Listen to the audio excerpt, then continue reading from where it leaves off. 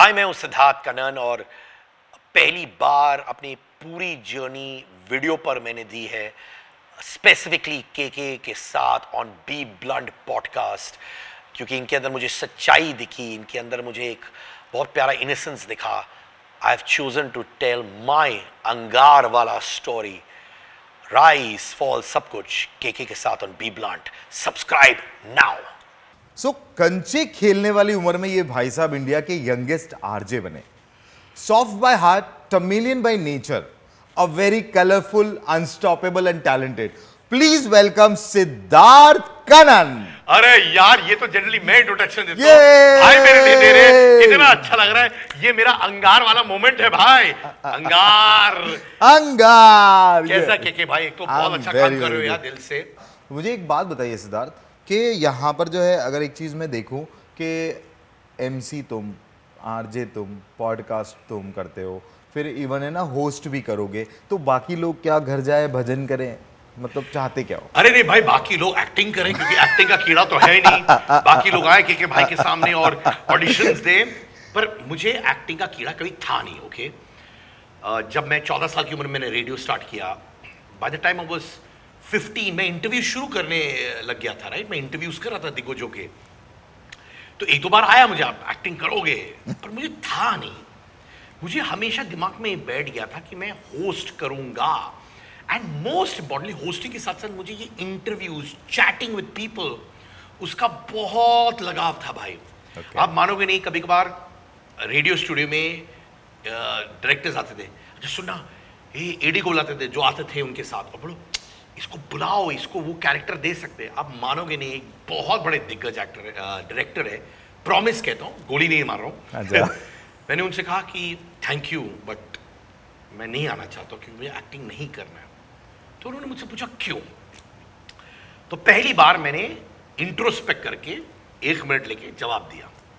मैंने कहा अगर दिग्गज लोग, डायरेक्टर हो, प्रोड्यूसर हो, कोई भी मेरे सामने आता है जी, और अगर मुझे एक्टिंग का कीड़ा है, तो जो मुद्दे वाले सवाल होते हैं मैं वो कभी नहीं पूछ पाऊंगा।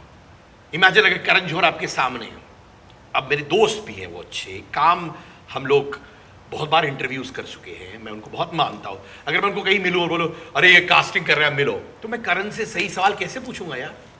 राइट। क्या यही सच्चाई है, या ऑडिशन से डर लगता है, या कॉम्प्रोमाइज से? नहीं नहीं, देखो कॉम्प्रोमाइज से सबसे ज्यादा, हाँ, जैसे 90s में जब मैं आ रहा था इंडस्ट्री में 1994-95, तो मैं सुनता था लोग ऐसे, रंजीत सर जो ऑन स्क्रीन थे, ऑफ स्क्रीन भी लोग होते थे, once in a blue moon. आज तो कभी किसी ने बुलाया पर्सनल ऑडिशन के लिए? नहीं नहीं, एक चीज है, एक बार हुआ था, अरे सही भाई, तो मैं रहता हूँ लोखंडवाला में, तो सच कह रहा हूँ, भाई साहब ने मुझे बुलाया ऑडिशन के लिए घर पे। नहीं, सुनना, पहले कॉफी शॉप में बोला एक ऐड है, मैंने कहा मुझे नहीं करना ऐड, तो बोला नहीं ये आपके लिए है। तो मैंने कहा पर मुझे एक्टिंग का कीड़ा नहीं। उन्होंने कहा आपको एक्टिंग नहीं करना, आप जैसे हो आप आओ, एक यंग रेडियो जॉकी लड़का उसके बारे में ऐड है। मैंने कहा ठीक है। तो उन्होंने कहा मुझे ब्रीफ करना है, तो मैंने आप कॉफी शॉप को बुलाया उन्होंने मुझे, हम दोनों 20-25 मिनट बैठे, फिर बाद में ये हुआ। मैंने कहा देखो मैं अभी भी सोच के बताता हूँ आप, तो उन्होंने बोला ठीक है। बाय द वे, अगर आप में इतना टैलेंट है, तो अगर आपको लाइफ में कुछ और एड्स अगर मैं प्रपोज करूं, तो आप कॉम्प्रोमाइज करोगे? तो मैंने सिर्फ कहा, मैंने कहा नहीं सर। तो उन्होंने बोला there is lot of money. तो मैंने कहा मैं दिखता हूँ छोटा, पर मैं भी बहुत कमा लेता हूँ। एंड देन मैंने उनको झप्पी दी, मैंने कहा थैंक यू ब्रदर। सेव कर लिया अपने आप को। थैंक यू ब्रदर बोल दिया, एक बार ब्रदर बोल दिया मैंने, बस, और मैं निकल गया वहां से। इट्स अ डार्क सच्चाई of our industry, can say यार। वो लोखंडवाला सर्कल के पास जो आप मुंबई में है जी, आप देखो यार, अगर आप कॉफी शॉप में एंटर करोगे, सब एक दूसरे को चूना लगा रहे हैं। मुझे याद है मैं एक कॉफी शॉप एंटर कर रहा था 4 हफ्ते पहले, और एक pretty looking girl with not so pretty looking man, और 2 और लोग, ये बहुत बड़ी पिक्चर है, आप बहुत बड़े स्टार बनने वाले हो। और मैं गाड़ी में आ गया और मैंने अपनी वाइफ को बोला, मैंने कहा यार मुझे लग रहा है कि मैं जाऊं और उस लड़की को बताऊं यहाँ कुछ नहीं होने वाला है। कोई फिक्स पॉडकास्ट किया है कि भैया पहले से ही इंटरव्यू रिग्ड है या क्वेश्चन रिग्ड है? ये ऐसे तो पॉडकास्ट किया ही होगा। 2 तरह के होते हैं इंटरव्यूज। एक, जब हम गेस्ट को फोन करते हैं, गेस्ट या गेस्ट हमें फोन करता है कि देखो सिद्धार्थ, मैंने आपका पॉडकास्ट देखा हुआ है, मजा आ गया, मैं आना चाहता हूं या चाहती हूं, और एक हम फोन करते हैं। दोनों में हम लोग उनको अपफ्रंट बोलते हैं कि ये कैंडिड होगा, आपकी जिंदगी के पहलुओं के बारे में हम घुसने वाले हैं, पूछने वाले हैं। क्या सवाल है वो हम नहीं शेयर करते और वो पूछते भी नहीं है। ओके। अगर कभी कभी पूछते हैं इंटरव्यूज में, अच्छा क्या पूछने वाले हो, तो आप हंसते बोलते हो सर फ्लो में निकल जाएगा, या बोल देते बस। अब तो लोग इतना देखने लगे तो उनको समझ आ गया कि कौन सा रूट है, समझ आ गया, तो प्रिपेयर्ड आते हैं। तो वो कैंडिड, रॉ, रियलिस्टिक, दिल से। दूसरा होता है पीआर इंटरव्यूज, यानी फिल्म की पीआर कंपनी आपको फोन करेगी या मार्केटिंग कंपनी फोन करेगी। Pre rigged interview. वो डेफिनेशन आप कॉन्वर्सेशन के एंड में बताना, हाँ या ना मैं बोल दूंगा फिर, ठीक है। वो जजमेंट आप पास करना, आपको हक है। तो वो फोन करते, बोलो देखो ये फिल्म आ रही है, ये कास्ट है, आप आओ, और आप करते हो। उसमें एक टाइम लिमिट भी होता है। दूसरा, आप पूछते हो, ज्यादातर सवाल फिल्म के होने चाहिए। तो उसमें आप बेस्ट क्या करते हो कि ऐसे घुमा फिरा के पूछ लो कि और बातें निकले वापस, क्योंकि थोड़ा सीनियर हो तो और क्वेश्चंस आराम से पूछ लेता हूं, पर ठीक है। तो इंटरव्यू हो गया। उसके बाद अगर कोई गेस्ट ने कुछ चीजें ऐसे बोली है, आपको फोन कॉल तुरंत आएगा, अरे यार ये 5 लोग बैठे थे, 6 लोग बैठे थे, उसके बीच में ये एक्ट्रेस जो मेरी क्लाइंट है उसने ये बोला था, भाई चॉप कर देना। पर मैंने कहा इसमें क्या बुराई है, ये चौथे एक्टर ने इनकी खिंचाई की है इस गाने पर, जो एसोसिएट अब नहीं होना चाहती है 20 साल बाद, कि अब उनको सीरियस दिखना है, राइट। उनको वो गाने से एसोसिएट नहीं करना जो 20 साल पहले उन्होंने किया होगा, पैसे भी कमाए होंगे, सब चीज किया होगा। तो ये सब होता है। तो आप बैठ के, ठीक है, तो मेरी फिर मैनेजर बोलेंगे हाँ या ना, थोड़ा नेगोशिएशन होगा, negotiation not in terms of money and all, ठीक है, कंटेंट, हाँ, अच्छा हम ये कर रहे हैं, तो बोलेगी नहीं, तो हम बोलोगे नहीं ऐसा नहीं है, आप बोले ये चेंज करो, अगर हम ये चेंज कर रहे हैं इसमें हम आपकी बात नहीं सुनेंगे। तो ये पीआर वाले इतने प्रोटेक्टिव रहते हैं ये सो कॉल्ड फिल्म प्रमोशंस के टाइम पे। तो आप नोटिस करोगे कि जितने भी लोग फिल्म प्रमोशन के टाइम पे इंटरव्यूज करते हैं, किसी के कमबख्त व्यूज नहीं आते, क्योंकि सबको पता होता है वो फिक्स्ड है। तो सवाल ये होता है फिक्स्ड, माने ये सो दायरा रहता है। हाँ। आपको मालूम है इसी दायरे में आपको खेलना है। अब कुछ लोग समझदार होते हैं कि उस दायरे से थोड़ा स्मार्टली सवाल मारते हैं, और कुछ लोग दिमाग नहीं लगाते, एज अ रिजल्ट ऑफ वही क्लीशेड क्वेश्चन होता है। तो फिल्म प्रमोशनल इंटरव्यूज में ऑडियंस कभी व्यूज नहीं देती है to all these people asking questions. अब मैं ये करता हूं, फॉर एग्जांपल, अगर आपने कुछ किया अपने लाइफ में, या तो आप हाँ बोल दो इंटरव्यू में, या तो ना बोल दो, या फिर बोलो I don't want to talk about it. उतनी ताकत तो है ना गेस्ट के अंदर, स्टार के अंदर, इतना देखो ये सारे कांड आप किए हैं, तो इतनी तो ताकत होगी, हाँ किया है, नहीं किया है, झूठ भी बोल दो, बट बोलो तो सही। और ये पीआरशिप की वजह से बहुत सारी चीजें डैमेज भी हो जाती है। ऑफ कोर्स, इनफैक्ट मैं दंके की चोट कह रहा हूं, ह्यूमिलिटी के साथ कह रहा हूं, अगर एक स्टार भले ही फिल्म प्रमोशन के लिए मेरे साथ आए और खुला छोड़ दे हम जैसे लोगों को, तो वो एक इंटरव्यू जो मेरे व्यूज, एंगेजमेंट, वायरलिटी होती है, वो 20 गुना ज्यादा होगी to all these people doing all these interviews together। सेलिब्रिटी का एक जो आपका मापदंड था या आपका जो स्टेज था, हमने क्या गिरा दिया है आपको लगता है? मैं एग्जांपल देता हूं, ओके। मैं एक सिनेमा हॉल में बैठा था genuinely and I was watching a film and it was a influencer audience and suddenly all these influencers started knocking me, sir ek picture, and it started happening and there was a lady sitting next to me and मुझे लगा कि मैंने देखा है उनको कहीं, पर याद नहीं आ रहा था। सो ये सब हुआ, फिर मैंने उनसे पूछा, I said I've seen you somewhere। She said yeah, she said I'm an influencer। तो उन्होंने अपना पेज दिखाया मुझे, वो YouTube में कुछ 600K थी। I realized that all those influencers who may have had bigger numbers than me on Instagram, far more than me, were still coming to me because I did substantial content। I did content which touched people's heart। I did content that made a difference to people's life। मैंने realize किया है कि numbers ऊपर नीचे हो सकता है, पर जो सॉलिड कंटेंट जो लोगों की जिंदगी बदलता है, उनके साथ लोग उनको पेडेस्टल इज्जत देते रहेंगे। समटाइम्स जो ओवरनाइट सेंसेशंस होते हैं वो कभी सस्टेन नहीं कर पाते हैं। ये लाइफ का सोल है, सच है। जैसे मैं एक पैनल डिस्कशन में था, विष्णु इंदूरी जो बहुत बड़े प्रोड्यूसर हैं, 1983 फिल्म प्रोड्यूस किए, बहुत साउथ के प्रोड्यूसर, बहुत बड़े, उन्होंने उस पैनल डिस्कशन में कहा था कि जिसके पास 4 मिलियन की फॉलोइंग है, ओवरनाइट सेंसेशन है, वो भी आके एक फोटो खींचेगा with an actor who's done great body of work, acting skills, who's got 400K followers.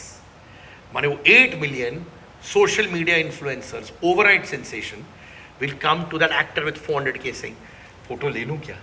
हाँ, लेकिन है ना, बट इन रियल वर्ल्ड है ना, the situations are very different. जैसे आप देखोगे एक रिसेंट इवेंट में ही कहीं तो देखा था मैंने कि, और ही कहीं मैं बोल रहा हूँ कि वो फर्स्ट चेयर पे था, फर्स्ट लेन में, एंड विक्रांत मैसी 4th इस पे था। ये मैंने उठाया था मुद्दा किसी के साथ। yes. वेरी वेरी मतलब वेरी बैड।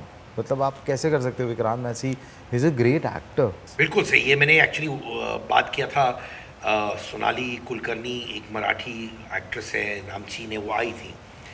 औरी को बंदा बहुत अच्छा है, मस्त मौला है। मैं जेन्युइनली उसको पसंद करता हूँ, जब मिलता है मस्ती करता है, अच्छा है, स्वीट है, बहुत प्यारा बंदा है। उसका जोन अगर एक इन्फ्लुएंसर प्रोग्राम है, इन्फ्लुएंसर्स के साथ फर्स्ट रो में बैठाओ ना, बिंदास बैठाओ। आप फर्स्ट रो के आगे भी अगर कुछ है वहां पे भी बैठाओ, आप स्टेज पे बैठा दो, कुछ भी करो। But film awards where there is a Vikrant Massey, there is a Ranbir Kapoor, all done hardcore body of work, you can't place him on the first row. मुझे बताइए, ये सोशल मीडिया की जो आजकल होड़ चल रही है आगे बढ़ने की, how harmful it is Siddharth? क्योंकि लोगों ने प्रोडक्टिव सोचना ही बंद कर दिया है। भाई मैं एक चीज बताऊं आपसे, एक बहुत सच्ची कहानी है। एक पर्सन है जो व्लॉगिंग करती है, व्लॉगिंग सुबह से रात तक व्लॉगिंग करती है। उन्होंने मुझसे एक बार कहा कि ये बहुत डिफिकल्ट है, ये मेंटली अफेक्ट करता है। इमेजिन मेंटली आप कितने ड्रेन्ड आउट हो गए हो कि 24 घंटे में से 15 घंटे 16 घंटे एक एक चीज आप डॉक्यूमेंट कर रहे हो। मैं और आप बैठे कॉफी पी रहे हैं फ्रेंड्स, कि भाई कैसे हो यार, कि भाई मुझे अच्छा लगा आपसे मिलके, और वो मैं, अच्छा के भाई अच्छा लगा, कैसे हो के भाई, बहुत अच्छा लग रहा है के भाई, कितना अजीब है। हाँ। तो ना आप मेरे से खुलोगे ना मैं आपसे खुलूंगा। बट वो लोग करते हैं क्योंकि उनको टीवी का पर डे या मंथली नहीं मिल रहा है। नहीं मिल रहा है मतलब? माने उनको काम नहीं मिल रहा होगा, काम नहीं मिल रहा है। हाँ। काम नहीं मिल रहा होगा। लेकिन काम उन एक्टर्स को, मैक्सिमम उन्हीं एक्टर्स को नहीं मिला है जो सच में एक्टर्स नहीं है। बिल्कुल सी। तो अब आ रहा हूँ ये वाले। हाँ। तो बाहर लग रहा है कि अरे वाह, इतने मिलियन सब्सक्राइबर्स हैं, इनके व्यूज है, बट वो लोग बहुत दुखी हैं अंदर से। 15-16 घंटा आपके लाइफ को डॉक्यूमेंट करना डेली बेसिस में, दिमाग की बैंड बज जाती है। एक नाम तो बता दो। And they are very very sad in their lives. मजबूरन करना चाहते हैं क्योंकि आमदनी उसी से है, राइट। पर अगर आपको वो खुशी अंदर से नहीं दे रही है तो आप कैसे उसको सस्टेन कर पाओगे? एक दिन तो आप टूटोगे ही ना। अगर मैं पॉडकास्ट कर रहा हूं और आप पॉडकास्ट कर रहे हैं, अगर अंदर से खुशी होगी तभी तो आप लंबा खींच सकते हो। सो ये सब दिखावा होता है यार। 30 इयर्स हो गए मेरे इंडियन इंडस्ट्री में, एंटरटेनमेंट इंडस्ट्री में, 1994 टू 2024। 30 इयर्स में मैं अपने कोर से जुड़ा रहा हूं, मेरी सच्चाई से जुड़ा रहा हूं, और कभी कभार अगर वो सच्चाई से निकला भी हूं, फटाक, माँ बाप ऊपर वाले ने ट्रैक पे पहुंचा दिया। तो ये गर्मी कभी कभी मतलब लोगों के जो सर पे चढ़ती है, वो किसी दौर में आपके भी सर पे चढ़ी थी, सक्सेस की गर्मी? यार नेवर यार, वो मैं सच्चाई से बोल रहा हूँ, ये मैं झूठ नहीं बोल रहा, कभी नहीं। मैं जेन्युइनली मजदूरों की तरह काम करता हूँ। इनफैक्ट मैं जब भी अपने पॉडकास्ट देखता हूँ, मैं बहुत क्रिटिकल हो जाता हूँ अपना। मेरी जो कंटेंट हेड है वो मुझे अब पर से बोल चुकी है कि एडिट आप देखोगे नहीं, ये रूल हो गया है। तो जब लोग मुझे बोलते कि 1-1.5 घंटा बात किया, हमारा एपिसोड कैसे लगा सिद्धार्थ, जब गेस्ट बोलते हैं फोन करके बताओ, तो मैं बोलता हूँ मैंने देखा ही नहीं है, क्योंकि मैं इतना क्रिटिकल हो जाता हूँ अपने बारे में, तो मेरी टीम ने मुझे हटा दिया है।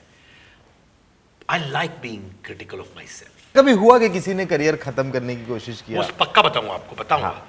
तो मुझे याद है कि हम लोग सीडीज रखा करते थे एंड मुझे ऑल इंडिया रेडियो जाना था लाइव करने के लिए।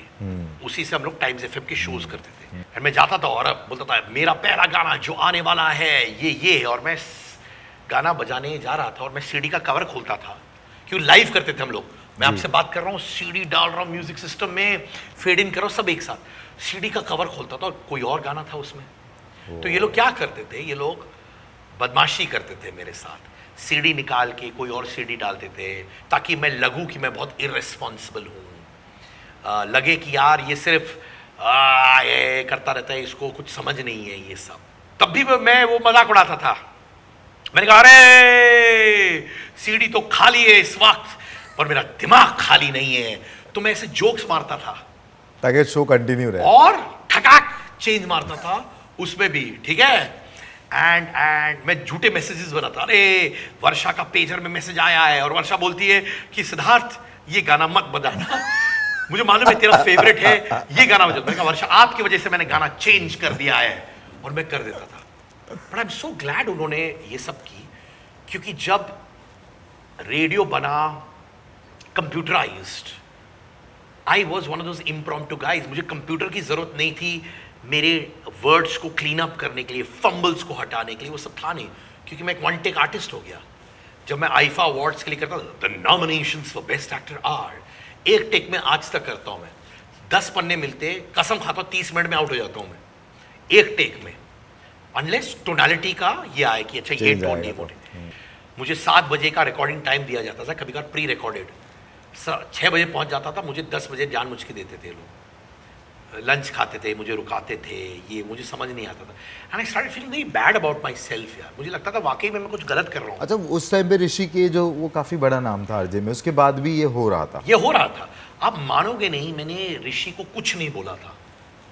शायद आज ये इंटरव्यू के दौरान वो शायद जानेंगे मेरे बड़े भाई, क्योंकि मुझे लगा था कि वो दिल्ली से मुंबई आ गए थे, फिर वो शिफ्ट हो गए थे, वो दिल्ली में पढ़ रहे थे और रेडियो कर फिर आए।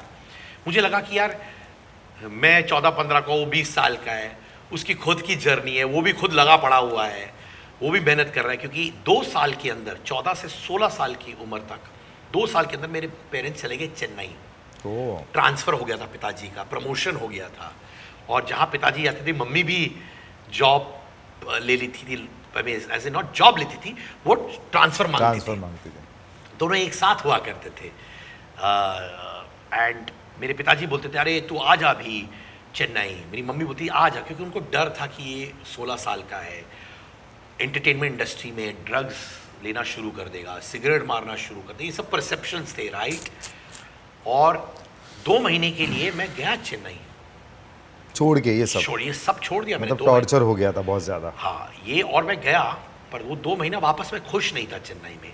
और जैसे शाहरुख खान 70 मिनट वाली स्टोरी बोलते हैं ना वो हॉकी प्लेयर्स को, मैंने माता पिता से कहा कि मुझे वापस जाने दो बॉम्बे, मैं प्रॉमिस करता ना मैं ड्रग्स लूँगा, ना मैं स्मोक करूँगा, पास भी हो जाऊँगा, पर नाम कमाऊँगा, and I won't let you down. और मेरे पिताजी बोला कल कॉलेज जाना है तेरे को यहाँ पे, क्योंकि चेन्नई में कॉलेज का एडमिशन हो गया था क्लास 11th का। उन्होंने मेरी मम्मी से कहा लेट हिम गो, कल नहीं जाओ, फर्स्ट जो ट्रेन है उसको लेके भेज दो वापस। और मैं गया, जा सिद्धार्थ जा, जी ले अपनी जिंदगी। और वो इमोशनल टॉक हुआ था।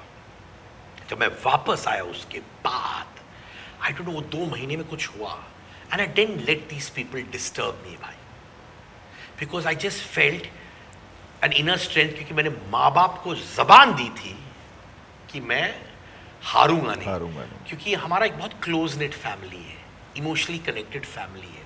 मेरी माँ रो रही थी, मुझे याद है कि मत जा यार, घर अच्छा है, और एज भी बहुत छोटी थी, इतने एज में क्या अचीवमेंट के लिए भागना, पहले कुछ कर ले, पढ़ ले, उसके बाद देखते। वही था उनका। और बोला कि बड़ा भाई है पर वो भी तो लगा पड़ा है, क्या कर। मैंने कहा मैं अपनी रिस्पॉन्सिबिलिटी उनको नहीं दूंगा, भैया से भी 1 रुपया नहीं लिया। And I went back, so and I just change so much कि जो था उससे भी डबल था हो गया मैं, और पावर आ गई थी अंदर से। मुझे बताइए सिद्धार्थ, जो ये इतनी पूरी जर्नी थी, इसमें सबसे डिफ़िकल्ट और सबसे ऐसा मोमेंट जहाँ मतलब जो आपको आज भी याद करके आप बहुत इमोशनल हो जाते हो? मैं वॉइस ओवर्स करने लगा, मैं रेडियो कर रहा था, मैं इवेंट्स कर रहा था, और मैं ठीक ठाक पैसे कमा रहा था। लोग मेरे बारे में जाने, पॉपुलर था रेडियो में और बहुत मेहनती था। I was one of the first few boys in the business कि भाई अगर आप मुझे बोलते सिद्धार्थ आप 3 बजे सुबह आके वॉइस ओवर करो और आप मुझे 2 बजे रात को फोन करते, मेरा फोन हमेशा चालू था, पेजर हमेशा चालू था और मैं आता और मैं कर देता था। ये इंडस्ट्री में फैल गया था बात, सोनी टीवी हो, जी टीवी हो, स्टार प्लस हो, कि ये बंदा कभी आएगा। रेडियो पॉपुलैरिटी, फिर इवेंट शुरू हो गए थे। सडनली 2008 में my mother came from Bangalore, तब वो लोग रिटायर होके बैंगलोर में रहने लगे और मैं दिन में सोता था and I used to get up, record a voice over, एक छोटा माइक ले लेता, ईमेल करता था कंप्यूटर से, क्लाइंट को जाता था, सिर्फ 2 वॉइस ओवर करता था और फिर सो जाता था। तो मेरी माँ ने मुझसे पूछा, बेटा तू सो रहा है दिन में, क्या है, काम नहीं है क्या? मैंने कहा नहीं, मुझे अभी सिर्फ 2 वॉइस ओवर्स है, ये 2 चैनल के कॉन्ट्रैक्ट्स है मेरे पास और इन लोग ने रीनेगोशिएट करके मेरे पैसे सब काट दिए थे। And I used to do 1 show a week on radio because I cut down on my radio shows क्योंकि मुझे इवेंट्स करना था, वॉइस ओवर, तो मैं एक शो करता था and doing well in that and that's it. So income came down a lot but it was not the income. मुझे रियलाइजेशन ही नहीं था कि मेरे साथ ये हो गया है। आप समझ रहे हो, एक होता है कि काम जा रहा है और आपको पता है कि काम जा रहा है और एक आपको समझ ही नहीं है कि काम जा रहा है। Then my mother told me, उठ, तो कल 10 बजे घर से बाहर निकलेगा, तू 8 बजे तक घर से बाहर रहेगा, 8 बजे तू वापस आएगा, मैं तेरे को डब्बा दे दूंगी, तू निकल।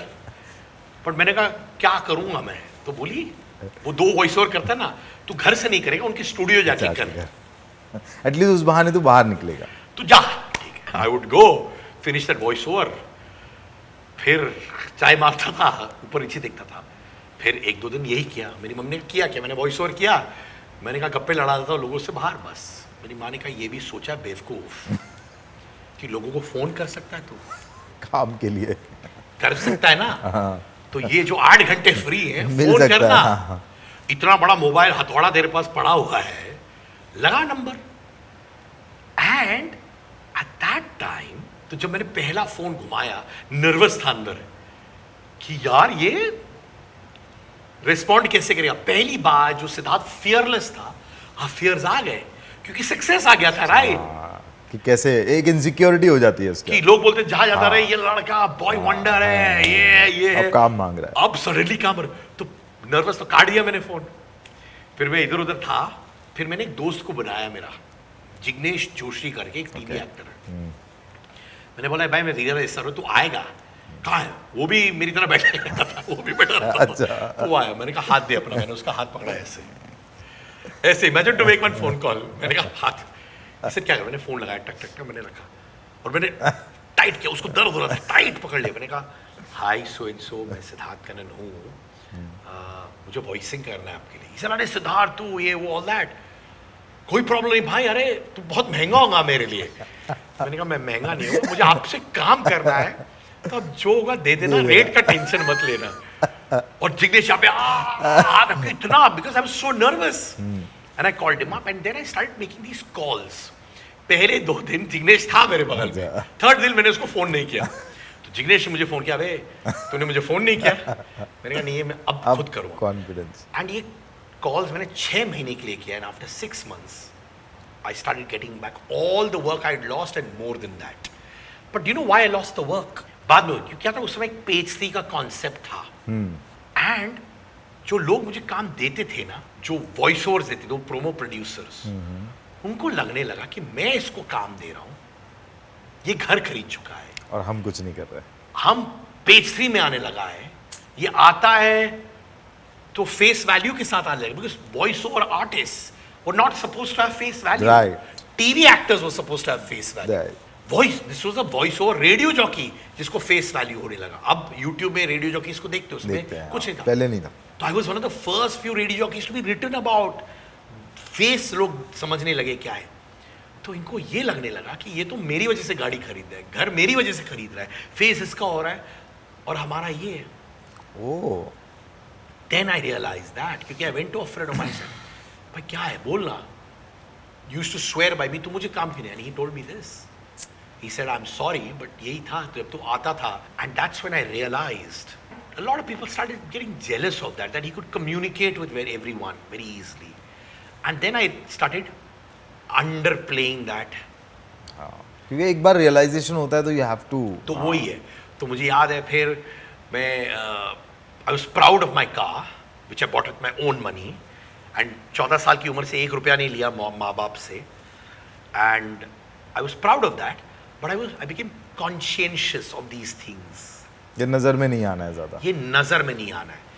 कमिंग बैक टू दैट, जो आज के ज़माने में होता है, देखता हूँ मैं, बहुत स्टोरीज पढ़ता हूँ टीवी एक्टर्स के, इन्फ्लुएंसर्स के, कि गाड़ी उनका लोन पे है, right, which is not wrong, गलत नहीं है, पर दिखाते कि दे ओन कार्स, दिखाते they own a big house. That's not gonna get you anywhere. या ये जो आप पॉडकास्ट में जो अपने गेस्ट बुला के उनको जो रुलाते हो, तो क्या आगे जाके साइकेट्रिस्ट बनने का भी कुछ प्लान है? अरे भाई एक चीज़ मैं बताऊँ, मैं जो था बहुत हाई एनर्जी बिंदास कंटेंट करता था कुछ साल पहले. आज भी वही कर रहे हो? नहीं, पर रूट अलग है, पर रूट अलग है, रूट अलग है. मैं समझाता रूट कैसे. पहले क्या था, मान के अगर दिशा पाटनी आई, टाइगर श्रॉफ आए, मैं मस्ती मजाक हाई एनर्जी कंटेंट जोक्स मार देता था, और उन चीज़ों में बातें निकलती थी, माने निकलती थी या ये सब कर करके. Over a period of time, जब सिद्धार्थ कनन उम्र में, एक्सपीरियंस में ग्रो होने लगा. कहाँ से? अंदर से. हाँ, क्योंकि वो पहले के फोटो और आज में कोई डिफरेंस है नहीं भाई. चल झूठे, बदमाश. अच्छा, तो मैं चेंज होने लगा एज अ पर्सन. मेरे अंदर एक सोल था जो हमेशा था, पर वो बहुत निकल में, इमोशनल साइड जो था, मैं बहुत इमोशनल था बचपन से. जो मैं पहले दिखाता था और बीच में मैंने छोड़ दिया दिखाना. मुझे लगा कि ये हाई एनर्जी, पागलपंती, ये जोक्स मारने वाला काम कर रहा है, और वही राह मैंने पकड़ी. जब मेरा YouTube चैनल बढ़ने लगा, तब मैंने रियलाइज किया कि ये जो इमोशनल लड़का है, ठहराव वाला लड़का है, जो लोगों की बातें सुनना पसंद करता है, उसको मैं दबा रहा हूं. क्यों दबा रहा हूं? क्योंकि मुझे मालूम था अगर मैं 3 जोक मारूंगा के भाई के साथ, एनर्जी लाऊंगा, तो व्यूज आएंगे. बट मैं अपने आप के साथ झूठा था, मैं अपने आप के साथ सच्चाई वाली बातें नहीं कर रहा था जो मैं दूसरों से एक्सपेक्ट कर रहा था. तो मेरे YouTube चैनल में मैंने डिसाइड किया कि मैं अगर मन रहा तो मैं एनर्जेटिक रहूंगा, मन नहीं लगा तो मैं सॉफ्ट रहूंगा, जो अंदर की आवाज आ रही है उसको फॉलो करूंगा. इसलिए कुछ इंटरव्यूज में आप देखोगे मैं बहुत सॉफ्ट हूं, बहुत जेंटल हूं, कभी कभार ज्यादा बोलता भी नहीं, उनकी बातें सुनता हूं. कुछ इंटरव्यूज जब मुझे वाइब लगता है कि ये मस्ती वाला होने वाला है, मैं वो करता हूं. पर 10 में से 8 इंटरव्यूज अब तो बहुत सीरियस है, बहुत हार्ट फेल्ट है, क्योंकि वो सिद्धार्थ को जो मैंने दबाए रखा था, क्योंकि मैं कमर्शियल पॉइंट ऑफ व्यू से मुझे लग रहा था ये एनर्जी सिद्धार्थ वर्क कर रहा है, लोग पसंद कर रहे हैं, वही मैं चलाऊंगा, वो मैंने बंद कर दिया. किसी ने पुशबैक करने की कोशिश किया लाइफ में? देखो क्या होता है, एक्सप्लेन टू यू. जब खुद का YouTube चैनल आप स्टार्ट करते हो, देखिए मैं ए लिस्टर्स को भी इंटरव्यू करता हूँ, टीवी पर्सनालिटीज को भी करता हूँ, रियलिटी शोज स्टार्स को भी इंटरव्यू करता हूँ, और जब आपके नंबर्स, व्यूअर्स, वो सब बढ़ती रहती है, बड़ी होती रहती है, बहुत जेलसी हो जाता है भाई. मीडिया प्लेटफॉर्म्स होते हैं, वो जेलस होने लग जाते हैं. वो क्या करते हैं कि वो PR वालों को बोलने की कोशिश करते हैं, देखो अरे यार इसका कंटेंट बहुत कंट्रोवर्शियल है, अरे इसको इंटरव्यू के लिए आप पहले क्यों बुलाते हो, अच्छा आप, अरे यार ये तो कंट्रोवर्सी निकाल देगा, ये करेगा. तो वो मेरे ऊपर बहुत वक्त बिताते हैं ये कुछ मीडिया प्लेटफॉर्म्स, क्योंकि आज देखिए आप, एक इंडिविजुअल सिद्धार्थ कनन, एक इंडिविजुअल के भाई have the potential to become bigger than networks. Right. पहले हम लोग क्या करते थे, हम टीवी नेटवर्क्स के पास जाते थे, सर एंकरिंग करनी अब तो है, यू आर काम द दे ओनर दो, ऑफ योर चैनल, एंकरिंग करनी है, काम दे दोगे क्या? Right. हालांकि हाथ नहीं जोड़ा किसी के सामने, ठीक है ये करेंगे. अब क्या है, आपका व्यूअरशिप नेटवर्क से ज्यादा होने लग गया है. जो PR लोग हैं थोड़े बोलते हैं हाँ यार, अच्छा ऐसा क्या है। और फिर वो मीडिया प्लेटफॉर्म बोलते हैं अच्छा यार, आपको सिद्धार्थ कनी यूट्यूब में व्यूज देता है, हम आपको आर्टिकल्स लिखेंगे आपकी प्रचार करने के लिए, फिल्म के लिए, रिव्यू में अच्छी अच्छी बातें लिख देंगे, फिर हम ये करेंगे वो करेंगे। तो उसको कहते हैं डिलीवरेबल्स। यानी वो कहते हैं पीआर वालों को, हम आपको यूट्यूब इंटरव्यू भी देंगे, हालांकि हमारे व्यूज आते नहीं है, पर साथ में हम आपको एक वीडियो दे देंगे रिव्यू करने के लिए, पैकिंग एंड पैकेजिंग। हाँ, रिव्यू दे देंगे, रिव्यू में भी अच्छा बोल देंगे वीडियो में। फिर हम क्या करेंगे कि आपका ट्रेलर लॉन्च होगा, उसमें उसके बारे में अच्छा लिख देंगे, पोस्टर लिख देंगे। तो ये सारा डिलीवरेबल्स उनको देने लग जाते हैं। फिर पीआर बोलते हैं अच्छा ठीक है, तो हम क्या करेंगे, हम आपको पुश करने की कोशिश करेंगे। But like I said brother, जब आपका प्लेटफॉर्म बढ़ता है, मेरे पास आज तक एक पीआर पर्सन नहीं है दोस्त। मेरा इंटरव्यू निकलता है 24 घंटे के अंदर, सारे मीडिया प्लेटफॉर्म्स उठा लेते और लिखते हैं सिद्धार्थ कनन के इंटरव्यू में बोला। वो मेरी सबसे बड़ी ताकत है। आपके पॉडकास्ट के दौरान आप ऐसे किसी गेस्ट को आपने कॉल किया, उसने मना कर दिया, और still you are trying for the guest? यार एक्चुअली ऑनेस्टली मना तो करते नहीं, ये करते हैं, मैं बताता हूँ क्या करते हैं वो लोग। ये करते हैं कि यार मतलब बहाना busy बनाया, हैं, हाँ। ट्रैवल कर रहे हाँ, हैं, हाँ, आना जरूर है। तो ये सब होता है, ये सब होता है। माने फिर आप बाद में बिंदास बोल देते हो कि अभी 30 साल रहा हूँ, सब दोस्त है जेन्युइनली। तो मैं बोलता नहीं आना है ना, बोले बता दो। हाँ यार। तो बोला क्यों? यार देखो मेरी लगी पड़ी है, ये वाला मुद्दा बहुत फैल चुका है और आप तो पूछोगे ही जरूर। तो आप पूछोगे तो मैं आपके साथ सच्चा तो हूंगा ही। कौन है ये? और सच्चा तो हूंगा ही, और अगर सच्चा हूंगा तो फिर और मेरी भागने लग जाएगी। तो आप बोलते हो ठीक है, और फिर आप ये भी बोलते, पर अगर आप ये नहीं पूछोगे तो मैं आने के लिए तैयार हूं। सो मुझे बताइए, ये रोहित धवन को किस करने वाला जो है, या शादी वादी के लिए आपने प्रपोज कर दिया था, आई थिंक रणबीर कपूर वाले इंटरव्यू में फोन कॉल पे, तो ये क्या चक्कर है? Are you really interested in males also now? देखो क्या है कि बचपन से ही मैं बड़ा हगी किसी किस्म का इंसान हूं, मैंने बहुत हगी किसी, अच्छा। हग करना, किस करना से ये सब करना मैं बचपन से ही रहा हूं। अच्छा। आज भी मैं अपने बेटियों को माने उनके चीक्स निचोड़ देता हूं, माने इतनी चुम्मियां देता हूं। मेरी बेटी भी बोलती है अरे यार ये क्या करेगा, ऐसे मैंने स्क्वीज कर। लेकिन ऐसे बाकी लोगों के साथ करोगे तो जनता को लगेगा कि कुछ गड़बड़ है इस बंदे में। हाँ तो सुनो ना, तो वही है, तुम बचपन से ही मैं हग्गी किसी ऐसे तुम मेरा लाल है, जैसे कैमरा मैन दे रहा है, मुझे लग रहा है कि आपके कैमरा मैन ऐसे करो, पर भाग जाएगा मेरा कैमरा। तो बहुत हग्गी किसी करता था मैं ऐसे। पर बाद में वापस लोग बोलते अरे यार ये क्या कर रहे हो, थोड़ा ये होता ना ऐसे रखो भाई, ऐसे ये मुझे समझ नहीं आता था, पर मैं कंट्रोल करके रोकता था अपने आप को। तो पहले भले ही रणबीर कपूर हो, मुझे आज तक ऋतिक रोशन बोलता है भाई गीली किस्सी मत देना मुझे।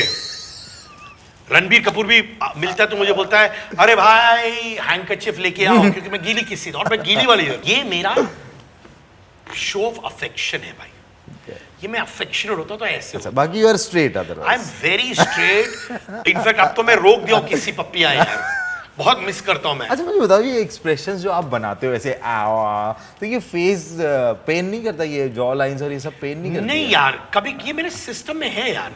जैसे बहुत अच्छा पढ़े लोग मुझे बोलते हैं यार ये फेशियल एक्सप्रेशन बहुत करता है, वेरी एक्सप्रेसिव। हाँ, वेरी एक्सप्रेसिव। पर मैं हूं तो कभी कभार जब मैं रोकता हूं ना तो मैं बड़ा स्ट्रेस्ड फील करता हूं अंदर से। अच्छा। जैसे जब मैं एक चैनल जूम के लिए एंकर करता था, तो संता बनता मैं और बाबा सहगल करते थे, पागल वाला शो था। यू नो गॉसिप होता ना, बॉलीवुड गॉसिप शो, फैशन। तो उन लोगों ने मुझे कहा ऐसे बात करो, नमस्ते आप देख रहे हैं जूम, क्या आप जानते हैं कि अगला जो फैशन शो है? तो मैंने पहले एपिसोड में मैं ये किया, मैंने ये किया, मैंने वो किया, मैंने ये किया। मुझे बकायदा ऑफिस बुलाया गया और क्रिएटिव डायरेक्टर जैसे आप करते हैं, सिद्धार्थ ऐसे खड़े रहो, हाथ ऐसे रखो और ऐसे करो, दूरदर्शन। क्योंकि वो बहुत खूबसूरत लड़कियां थी, वो सब ये करती थी। जेंटलमैन जो होते थे ऐसे करते थे, और मैं ये कर रहा था। तो मैंने, आप मानोगे नहीं, उस समय वो क्रिएटिव डायरेक्टर को मैंने मुंह पे बोला सर जी कि मैं नहीं कर पाऊंगा ये, क्योंकि एक एपिसोड में ट्राई किया, it is not. But believe me when I say this, I was ahead of my times. That means that young Siddharth, अभी भी यंग हूं, को मालूम था कि जैसे हो वैसा वैसा होना होना जरूरी जरूरी है। है। यूट्यूब में क्या करते हैं, अभी मैं आपके साथ क्या कर रहा हूं, it's you. It's me, no. I'm not doing like this. So I think I was ahead of my times because I was already doing those things in front of the camera, which people are doing now. Google पे आपकी asset 64 crore रुपए हैं, okay, आपके पास sports car है, तो ये सब है कहाँ और कब कमाया, मतलब, और है, मतलब ईडी वाले अगर सुन रहे तो। देखिए, पहले एक चीज बोलना चाहता हूं, ये 64 करोड़ कहां से लिखा गया मुझे मालूम नहीं, बट एक चीज कहता बट हूं, है ना कि सुनो। ज्यादा है कम है। 14 साल कैलकुलेट, 14 साल की उम्र से काम करना, 44, right. 30 साल काम किया हूं, हाँ, कंसिस्टेंट काम किया हूं। करेक्ट, हाँ, 2008 में 6 महीने के लिए कम काम था, वो Okay. 6 महीने हटा के बाय Non-stop गॉड ग्रेस काम किया। नॉन स्टॉप काम किया। नॉन स्टॉप माने non stop. Even monthly income भी कुछ 15 से 20 लाख रुपया है। तो हाँ, बहुत शरारती है मेरा भाई, हाँ? मासूम सा चेहरा, हाँ, मासूम सा चेहरा, और फिर भाई ऐसे फिर नागिन डायरेक्ट कर करके ऐसे, बड़ा अच्छा है, बहुत क्यूट तरीके से पूछते हो तो अच्छा लगता है। तो कंसिस्टेंट काम किया। करेक्ट।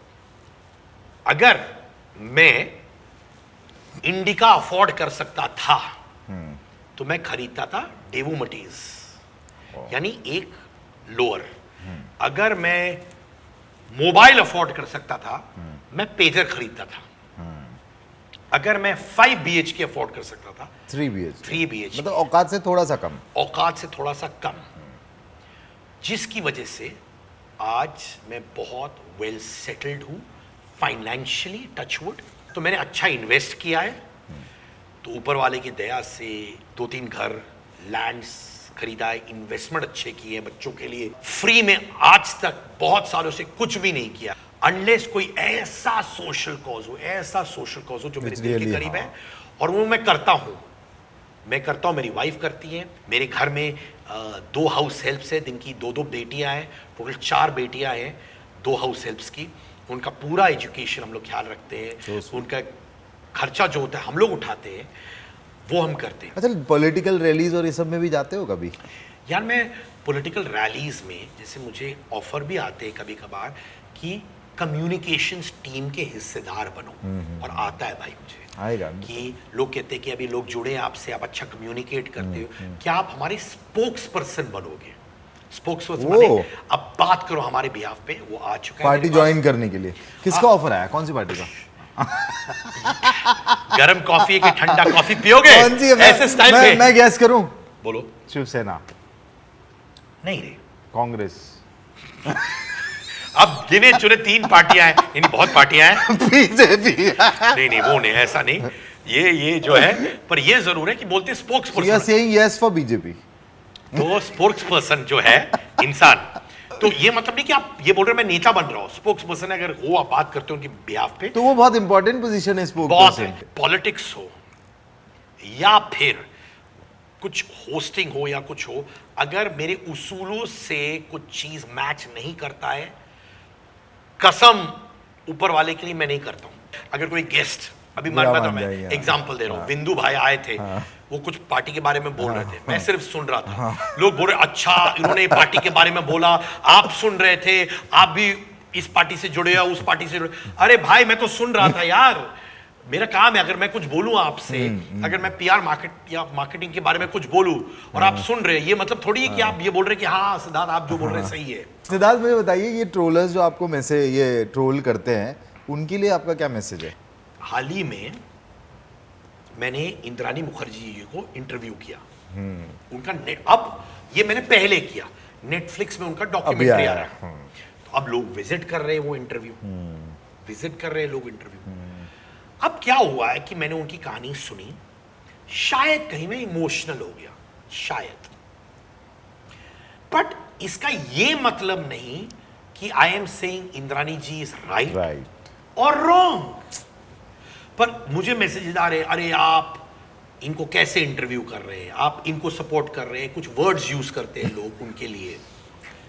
पर मेरा ये कहना, चलो मैं शायद इमोशनल हो गया हूँगा, कभी कभार मुझे खुद नहीं पता चलता है, और ऑनेस्टली रिकॉर्ड पे बोल रहा हूँ, मैं अपने एपिसोड्स के एडिट में नहीं बैठता हूं, मुझे फाइनल प्रोडक्ट कैसा है पता नहीं चलता है दोस्त। लोगों को लगता है कि थंबनेल मैं बनाता हूं, टाइटल मैं बनाता हूं, कुछ नहीं, क्योंकि एज अ परफॉर्मर आपको एलियनेट होना पड़ता है। एक मोमेंट के बाद तो होना ही पड़ेगा एलियन, क्योंकि जब मैं इंटरव्यू देखता हूं मैं अपनी भावनाओं में बह जाऊंगा, मुझे समझ नहीं आएगा क्या एडिट करना है नहीं करना है, अगर मेरा ये है, आपका मुझे मालूम नहीं।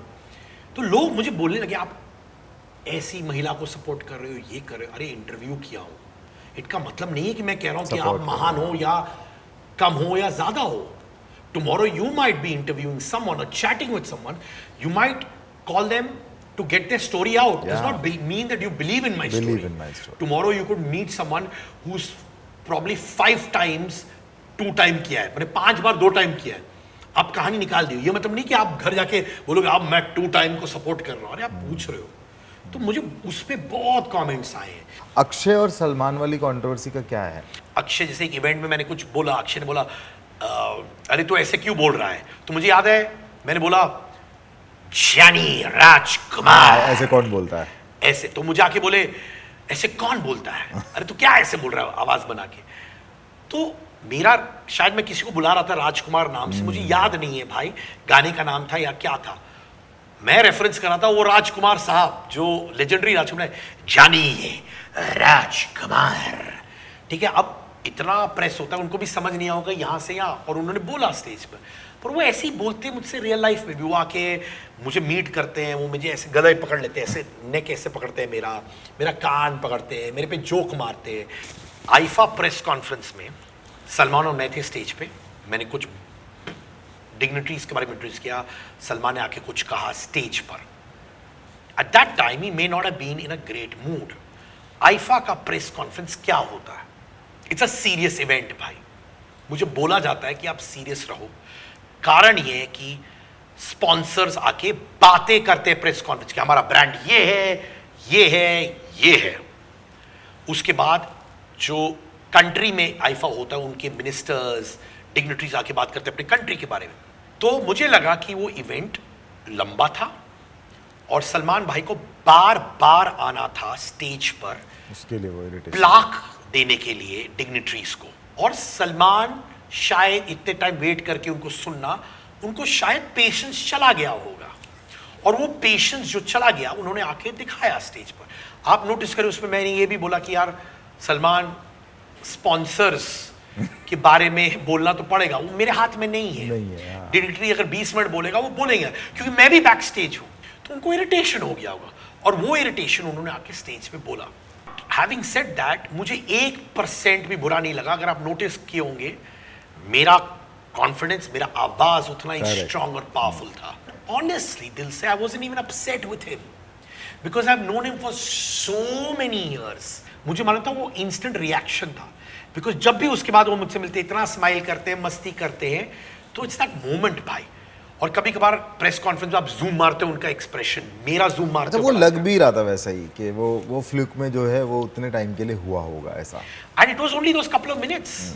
Immediately after he got off stage I smiled at him, he smiled at me, but लोगों को बड़ा लगा। ये सब करते हैं मुझसे, ओनली डिफरेंस है कि जो फ्रंट करते वो पीछे भी करते, पर लोगों को लगता है अरे क्या है। So there is no issue with Salman and Not at all, not at all. You don't have your background from industry. कोई करोड़पति माँ बाप से तो आए नहीं हो कि यहाँ पर किसी ने लाके सिद्धार्थ कनन बना दिया। तो मुझे ना आपकी एक जर्नी जानना है जो लोगों को किसी को नहीं पता है, वो जर्नी बचपन से लेकर अब तक। माता पिता राइट, मेरे पेरेंट्स कॉर्पोरेट बैकग्राउंड से हैं, मैं मिडिल क्लास लड़का हूँ। मेरा एक बड़ा भाई है ऋषिकेश कन्नन, जो ऋषिके है रेडियो पर। मेरे पेरेंट्स बहुत पढ़े लिखे हैं, बट उनकी खासियत ये है कि मेरी माता जी आज जो 75 की है, वो आज भी टेनिस खेलती है। वाओ। टचवुड, मेरे पिताजी 81 के हैं, वो आज भी टेनिस खेलते हैं। God bless him. और मैं लखनऊ में करीबन 9 साल रहा था, उससे पहले मैं कलकत्ता में रहा था 5 साल। तो कलकत्ता में भी जब मैं था, जब छोटा सा बच्चा था, मेरे पिताजी मेरा हाथ पकड़ के रोड क्रॉस करवाते थे, और तब वो कहते हैं मुझसे कि पान वाले भैया थे या कोई भी था रोड पे, मैं उनको हाय हेलो करता था। तो मेरा नेचर ही था लोगों से मिलना। तो लोग जब मुझसे मिलते आप बोलते अरे तेरा पीआर इतना सॉलिड है भाई, मैं कहता मेरा पीआर है नहीं, ये मैं ऐसे ही हूँ। मैं जब 2 साल का था, 3 साल का था, मैं ऐसे ही था। मैं अपने आप को इस इंडस्ट्री की वजह से पीआर savvy नहीं बना रहा हूँ. I liked people. और उस समय लखनऊ में 90s में सारे बच्चे जो है सिर्फ पढ़ाई लिखाई करते थे या फिर स्कूल के ग्राउंड में वो खेलते थे बस. Right. वो स्कूल का ग्राउंड खेल लिया, फिर घर जाके ट्यूशन पढ़ाई, फिर चल. तो उस समय मेरे पिताजी मुझसे कहते थे, यार देखो, मैं नहीं चाहता हूँ कि तुम क्लास में नंबर 1 आओ, मैं नहीं चाहता हूँ कि तुम 95% लाओ, मैं चाहता हूँ कि तुम ठीक ठाक करो, फेल मत हो जाना, बट ओवरऑल डेवलपमेंट होना चाहिए. My parents are so simple, मेरे बेस्ट फ्रेंड्स हैं, एंड आज मैं वैसे ही हूँ अपनी बेटियों के साथ. मैं अपनी बेटी अधीरा, बड़ी वाली जो 8 साल की है, मैं बोलता हूँ टेनिस खेलने गई थी, हाँ अच्छा लगा, ठीक है. दूसरी वाली क्या करने गई थी, मैं स्केटिंग करने गई थी, अच्छा था. हाँ. जब वो डिबेट्स एलिक्यूशन करती है मेरी बड़ी वाली, मैं इवेंट हो, कोई मुझे 10 लाख रुपए भी ऑफर करे 2-3 घंटे के इवेंट लिए, कसम खाता हूँ दोस्त, मैं रिफ्यूज करता हूँ, क्योंकि मैं वो ऑडिटोरियम में बैठता हूँ जहाँ पे मेरी बेटी डिबेट्स एलिक्यूशन करती है. जब मैं आया मुंबई में पिताजी के साथ 1994 में, माताजी के साथ, मेरे बड़े भाई दिल्ली में थे, पर मैं रोने लगा था. मुझे मुंबई पसंद नहीं था. मैंने कहा यार लखनऊ से मैं दिल्ली जाऊंगा, क्योंकि सब लोग दिल्ली जाते थे वहां से. और जब मैं एयरपोर्ट से निकला 94 में और मैंने बड़ी बड़ी बिल्डिंग्स देखी थी, मैं डर गया. मैंने कहा माय गॉड, ये शहर तो खा लेगा मुझे, क्योंकि मैं लखनऊ में बड़ा कैट था, कूल था, डिबेटर, एलिक्यूशन, टेनिस प्लेयर, जितने भी लोग थे एक दूसरे को जानते थे. यहाँ पे मैं इंटिमिडेट हो गया था सिटी से. और एक चीज था मेरे अंदर उस वक्त, आई wanted to be famous. I used to enjoy, जब मैं डिबेट्स करके आता था, ऑडियो थांग किक मिलता था मुझे. और लड़कियां अटेंशन, वो सब भाई बिल्कुल सही. इनफैक्ट जब मैं रेडियो जॉकी बना था, मेरा मकसद ये था कि जब मैं कॉलेज में आऊँ, मिठी बाई कॉलेज, तो लड़कियां बोले अरे ये वो रेडियो जॉकी है, क्योंकि एक जी टीवी शायद हुआ करता था यहाँ, first satellite channel of India, और एक टाइम्स एफएम हुआ करता था जिसे आज रेडियो मिर्ची कहते हैं. लड़कियां कही अरे चुम्मा, ये आ गया. वही मकसद था. जब मैंने ऑडिशन दी, मेरे बड़े भाई रेडियो जॉकी थे दिल्ली में, और मेरे माता पिता ने कहा ये बम्बई आ रहा है, ये बड़ा खराब मूड में रहता है, इसको बम्बई पसंद नहीं है, सही से खाना नहीं खाता है. और जब मैं बम्बई आया था, 1 महीना मैंने अपने आप को एक कमरे में बंद कर दिया था भाई.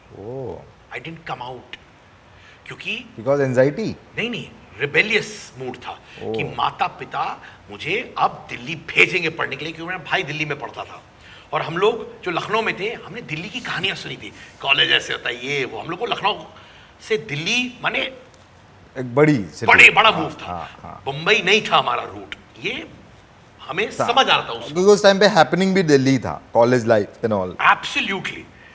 And I remember I locked myself in the room and I didn't come out for 1 month, really 1 month. And then I realized years later कि कितना तकलीफ पहुंचाया होगा मेरे माँ बाप को. इमेजिन कि लड़का 1 महीना बंद कर रहा है अपने आप को, जैसे जेल में होता है ना वैसे. इमेजिन मॉम डैड, क्योंकि मैं चाहता था एक पॉइंट कि मुझे भेजो, मैं तब परेशान करूंगा. And then one day my mother knocked on the door and said चलो यार एक जूस पिलाने ले जाती. चलो गए मेरे साथ. And then I sat in the car, went to Haji Ali Juice Center with my mom, dad, and I had juice. And then I loved the vibe. कुछ हवा अच्छी आ रही थी उस वक्त. तो मम्मी पापा से कहा मैं अभी कमरे में अपने आप को बंद नहीं करूँगा. And I'll give Bombay a chance. Wow. So finally you decided. I decided. And फिर मेरे भैया आए और मम्मी ने बोला देखो ये अभी डिसाइड किया है, ये मुंबई को चांस देगा, कुछ करना है इसके साथ, वरना ये वापस दिल्ली शुरू करेगा. मेरे भैया फंसा के रखना पड़ेगा यहाँ पर.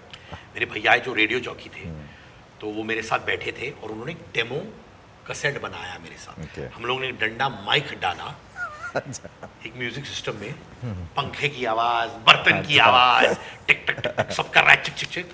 और मेरे भैया ने मुझे पॉइंटर्स दिए. इनफैक्ट एक स्क्रिप्ट लिख के भी दिया मेरे भाई ने, और वो मैंने बोला. और कैसेट पहुंची टाइम्स एफएम. 2 दिन में आ गया फोन कि देखो एक कॉलेज का शो है, तुम करो.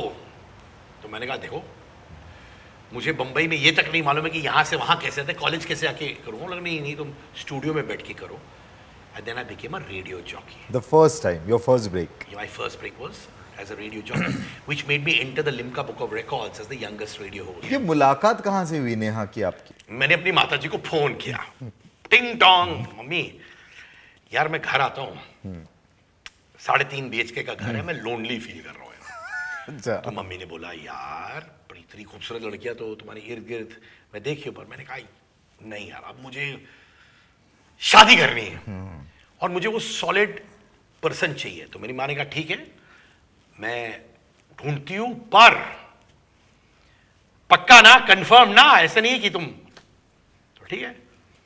फिर कुछ महीनों बाद माँ का फोन आया कि देखो मेरी दोस्त ने एक बहुत ही प्रिटी लड़की को चेन्नई की एक शादी में देखा है। वो लोग भी एक लड़का ढूंढ रहे हैं।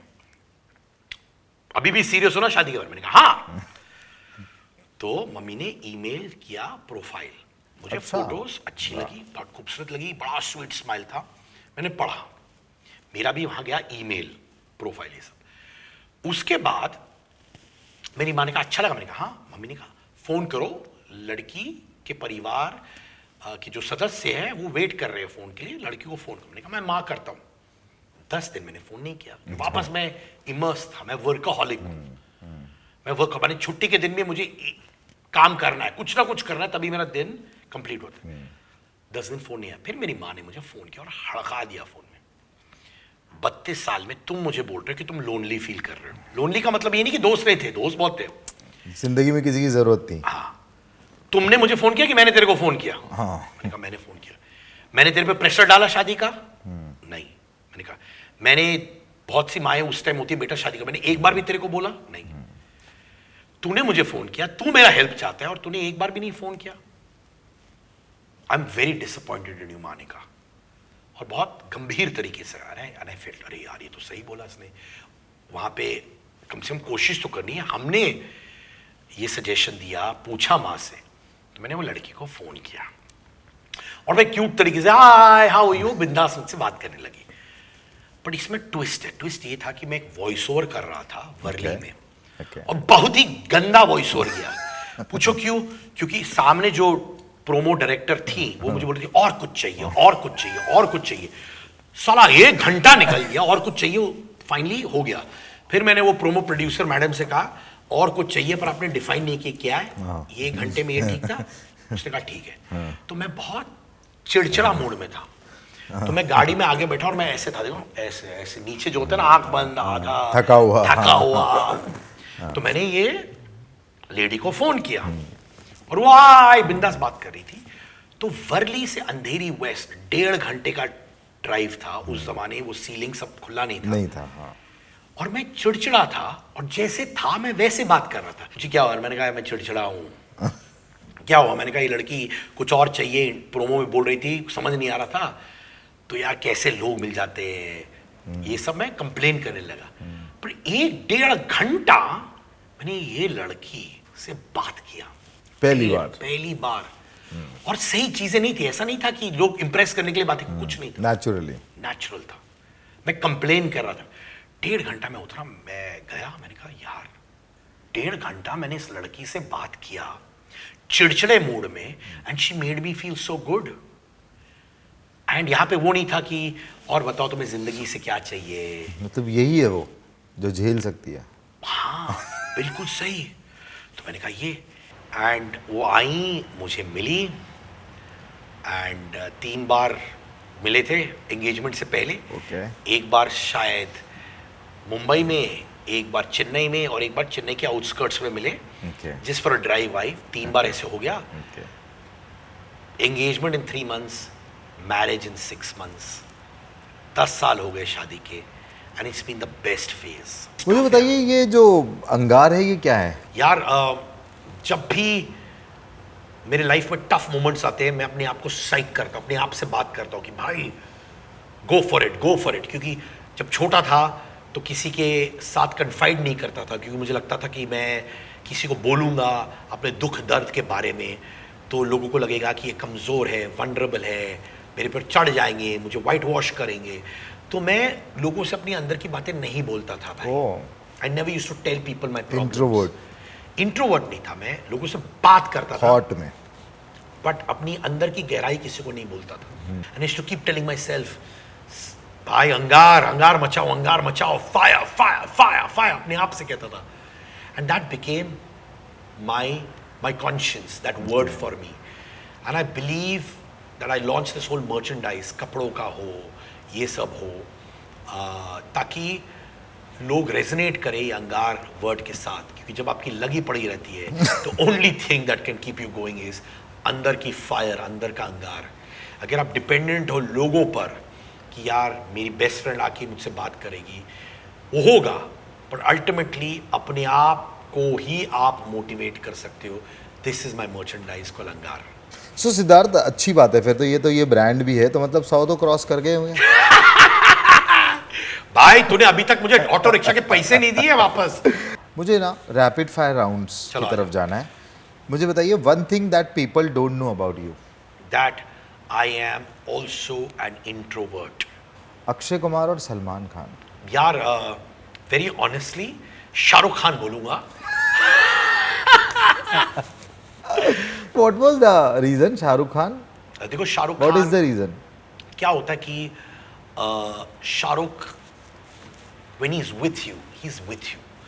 500 लोग होंगे आपके इर्द यू गिर्द, फील आपके 500 लोग आपके इर्द गिर्द होंगे। He looks at you eye to eye and he makes you feel on top of the world. और लोग चिल्ला रहे शाहरुख शाहरुख, तब भी वो डिस्ट्रैक्ट नहीं होते। Shahrukh will always be kind and gentle to you irrespective of उनका मूड क्या है। राइट। सो मुझे बताइए, नेहा शादी से पहले या शादी के बाद? नेहा शादी से पहले और शादी के बाद दोनों सेम रही है, but because I grown to know her as a human being, I love her much more now. शादी के बाद who was the last person made you cry? जब मैं कभी कभार अपने माता पिता से बात करता हूँ और मुझे पता चलता है कि मेरे पेरेंट्स अब ओल्डर होने लगे हैं और हेल्थ इश्यूज, हालांकि touch wood they are healthy and nice, but मुझे आने में वो स्लो डाउन हो रहे हैं अपने लाइफ में, मैं बहुत रोने लग जाता हूँ। उनको पता नहीं चलता है, because for me to see my superheroes slowing down in life hurts. So सबसे महंगी कार कौन सी है आपके पास? मेरी लैंड रोवर है भाई। कितने की है? 65 प्लस। एज है या कार की प्राइस? एज तो 44 है, 2000 रुपए पर महीना हेयर डाई पे चलता है, पर चलेगा। So first thought comes to your mind when you hear the word compromise? I feel disgusted, I feel angry, I feel sad अगर पास्ट में जाकर कोई एक चीज आप बदलना चाहोगे तो what would be? that I had a bunch of friends जो मुझे बदलने की कोशिश कर रहे थे, जो मेरी ताकत थी वो उसको कमजोरी बनाने की कोशिश कर रहे थे। कोई एक ड्रीम सेलिब्रिटी जिसके साथ आप पॉडकास्ट करना चाहोगे? यार एक्चुअली अब ना क्या हो चुका है, it's not about celebrities anymore. मुझे आम इंसान जो एक्चुअली आम है नहीं, उनके साथ करना चाहता हूँ, उनकी डेली स्ट्रगल्स के बारे में बात करता हूँ, वो मेरे ड्रीम पे। क्योंकि इतने लोगों के साथ मैंने इतनी कॉन्वर्जेशंस कर ली है, ऑलमोस्ट पूरी इंडस्ट्री खत्म हो गई है। बहुत बहुत। अब मैं नए लोगों के साथ बात करना चाहता हूँ, क्योंकि नए लोग जो इंडस्ट्री में आ रहे हैं या इंडस्ट्री के बाहर भी, उनसे बात करना चाहता हूँ, क्योंकि उनके पॉइंट ऑफ व्यू ना इंडस्ट्री को घुमा देता है और मुझे उनमें ज़्यादा इंटरेस्ट है। And can I tell you, आप और हम जैसे लोगों के लिए व्यूज़ अगर आप देखो तो, अगर व्यूज़ लोग बात करते हैं, it's actually these alternate people who get you the views. क्योंकि जो इंडस्ट्री में बिन देयर डन दैट है, एक तो वो पूरा खुलते नहीं है, पीआर ड्रिवन इंटरव्यूज़ होता है, तो द ऑल्टरनेट पीपल जो फ्रेश है, नए हैं या रहे हैं पर ज़्यादा एक्सपोज नहीं हुए, उनकी कहानियाँ बेटर होती हैं। 100 और वो बोलते भी है। बोलते भी हैं। So biggest learning experience in life, learn to enjoy your own company, learn to be by yourself।